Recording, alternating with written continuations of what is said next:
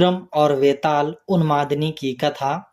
कल्पना कीजिए कि एक ऐसा सौंदर्य जो देवताओं को भी विचलित कर दे, एक ऐसी स्त्री जिसकी एक झलक मात्र के लिए राजाओं का सिंहासन डोल जाए। लेकिन उस सौंदर्य का क्या मूल्य जब उसे अपमान, त्याग और मृत्यु का सामना करना पड़े। यह कहानी है उन्मादिनी की, एक ऐसी स्त्री की जिसका रूप किसी चमत्कार से कम नहीं था। लेकिन क्या सौंदर्य अपने साथ सुख लाता है, या यह एक अभिशाप बनकर उसे और उसके आसपास के लोगों को विनाश के गर्त में ले जाता है। और इसी सौंदर्य के सामने खड़ा है धर्म और मर्यादा का आदर्श। एक राजा जिसकी आत्मा और चरित्र उसे एक इतिहास का अमर नायक बना देती है। इस अद्भुत कथा में प्रेम, त्याग और धर्म का ऐसा अद्वितीय संगम है जो आपके हृदय को छू लेगा। यह कहानी आपको सोचने पर मजबूर करेगी कि क्या अधिक महत्वपूर्ण है, क्षणिक आकर्षण या स्थायी आदर्श। तो चलिए इस कहानी को शुरू करते हैं। उन्मादिनी की कथा, जो हर युग के लिए एक सीख है। राजा विक्रमादित्य एक बार फिर बेताल को पेड़ से उतार कर कंधे पर लाद कर मौन भाव से चल पड़े। रास्ते में बेताल ने मौन भंग करते हुए एक नई कथा सुनाई। बहुत समय पहले गंगा किनारे स्थित कनकपुर नगर में राजा यशोधन का राज्य था। वह प्रतापी और न्यायप्रिय राजा था। उसी नगर में एक सेठ रहता था जिसके एक पुत्री थी जिसका नाम उन्मादिनी था। वह अनुपम सुंदरी थी। उसका सौंदर्य ऐसा था कि जो भी उसको देखता वह उसके मोहजाल में फंस जाता।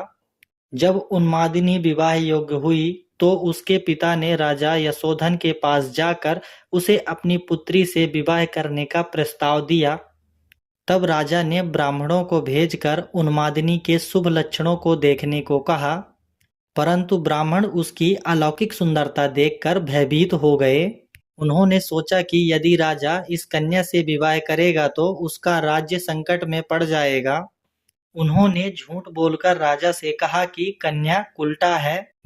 राजा ने ब्राह्मणों की यह बात सुनकर विवाह का प्रस्ताव ठुकरा दिया। इसके बाद सेठ ने उन्मादिनी का विवाह राजा के सेनापति बलधर से करवा दिया। बलधर के साथ उन्मादिनी सुखपूर्वक रहने लगी, लेकिन मन में एक टीस थी कि राजा ने उसे अपमानित किया। एक दिन बसंत उत्सव में राजा यशोधन हाथी पर सवार होकर निकले। उन्मादिनी ने उन्हें देखा और छत पर खड़ी हो गई। उसकी अद्वितीय सुंदरता पर राजा की नजर पड़ी और वह उस पर मोहित हो गए। कामाग्नि में जलते राजा को पता चला यह वही उन्मादिनी है जिसे उन्होंने अस्वीकार किया था। राजा को यह जानकर ब्राह्मणों पर क्रोध आया और उन्होंने उन्हें देश निकाला दे दिया। लेकिन राजा ने उन्मादिनी के प्रति अपनी भावनाओं को दबा लिया और उसे पाने के अनैतिक मार्ग को अस्वीकार कर दिया। सेनापति बलधर को जब यह बात पता चली तो उसने राजा से निवेदन किया कि उन्मादिनी उनकी दासी है और वह उसे राजा को समर्पित करना चाहता है। राजा ने इस प्रस्ताव को दृढ़ता से ठुकरा दिया और कहा कि एक धर्मनिष्ठ राजा होकर वह ऐसा अधर्म नहीं कर सकता।